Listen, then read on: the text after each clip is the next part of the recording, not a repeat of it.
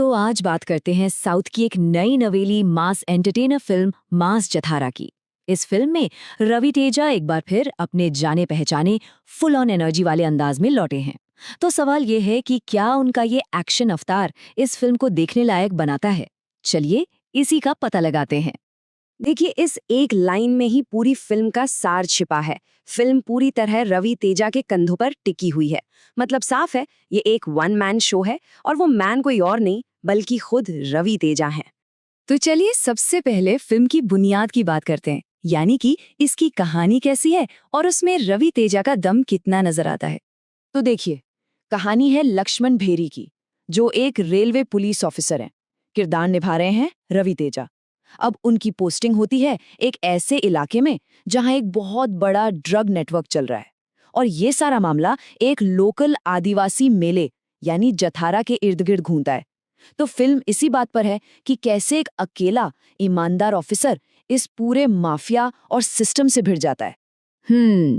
लेकिन एक मिनट, ये कहानी सुनकर कुछ जाना पहचाना सा नहीं लग रहा। एक अकेला हीरो, एक करप्ट सिस्टम, क्या इसमें वाकई कुछ नया देखने को मिलेगा? और देखिए, सच कहूं तो जवाब है नहीं। कहानी बिल्कुल भी नई नहीं है। ये वही पुराना फॉर्मूला है जिसे हम कई बार देख चुके हैं। लेकिन यहाँ एक बहुत बड़ा लेकिन है। फिल्म को जिस तरह से पेश किया गया है, जो मास टच दिया गया है, वो इसे इसकी टारगेट ऑडियंस के लिए काफी एंटरटेनिंग बना देता है। अच्छा, कहानी तो ठीक है, पर फिल्म सिर्फ कहानी पर तो नहीं चलती ना। तो अब जरा एक्टिंग और म्यूजिक का हाल भी जान लेते हैं। परफॉर्मेंस की बात करें तो जैसा कि पहले कहा, पूरी फिल्म रवि तेजा के ही नाम है। उनका एक्शन, उनके डायलॉग्स, उनकी स्क्रीन प्रेजेंस, उनके फैंस के लिए ये किसी ट्रीट से कम नहीं है। श्रीलीला की बात करें तो वो स्क्रीन पर काफी फ्रेश और एनर्जेटिक लगती हैं, पर उनके किरदार में कोई खास गहराई नहीं है। और जहां तक विलन की बात है, नवीन चंद्रा का किरदार असरदार तो है, पर कहीं ना कहीं लगता है कि इसे और मजबूत लिखा जा सकता था। अब आते हैं म्यूजिक पर, और यहाँ मामला थोड़ा दिलचस्प है। एक तरफ फिल्म का बैकग्राउंड स्कोर बहुत ही पावरफुल है, मतलब एक्शन सीन्स में वो सच में जान डाल देता है।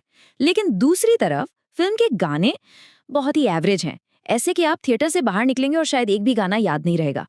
चलिए अब थोड़ा और टेक्निकल होते हैं और बात करते हैं फिल्म के डायरेक्शन और एक्शन की। यहाँ डायरेक्टर का विजन एकदम क्लियर दिखता है। उन्होंने ये फिल्म पूरी तरह से मास ऑडियंस को दिमाग में रखकर बनाई है।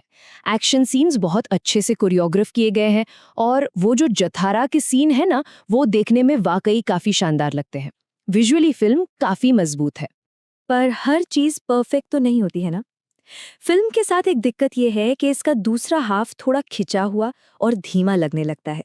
ऐसा महसूस होता है कि अगर एडिटिंग टेबल पर इसे थोड़ा और कसा जाता तो फिल्म का असर और भी दमदार हो सकता था। तो अब आते हैं उस सबसे बड़े सवाल पर जिसका सब इंतजार कर रहे हैं। इन सारी बातों को मिलाकर क्या ये फिल्म देखने लायक है? चलिए फाइनल फैसले पर आते हैं। तो देखिए, मामला कुछ ऐसा है। एक तरफ है रवि तेजा की कमाल की एनर्जी, जबरदस्त एक्शन, सीटियां बजवाने वाले डायलॉग्स और एक शानदार बैकग्राउंड स्कोर। और दूसरी तरफ है एक पुरानी कहानी, एक धीमा सेकंड हाफ और एक बहुत ही कमजोर सा रोमांस वाला एंगल। तो इन सभी प्लस और माइनस पॉइंट्स को ध्यान में रखते हुए ये फिल्म हमारी तरफ से पाती है 5 में से 3 स्टार। तो आखिर में सवाल ये है कि ये फिल्म किसे देखनी चाहिए। देखिए, अगर इन 3 सवालों के जवाब हाँ में हैं, पहला, क्या आप रवि तेजा के डाई हार्ड फैन हैं? दूसरा, क्या आपको typical south Indian mass action फिल्में पसंद है? और तीसरा, क्या आप लॉजिक को किनारे रखकर सिर्फ मनोरंजन चाहते हैं? अगर जवाब हाँ है, तो मास जथारा एक बार देखी जा सकती है। और जाते जाते एक सवाल आपके लिए छोड़ जाते हैं, क्या इस तरह की मास फिल्मों को हिट होने के लिए वाकई एक नई कहानी की जरूरत होती है, या फिर एक सुपरस्टार का चार्म और दमदार एक्शन ही काफी है? इस पर सोचिएगा जरूर।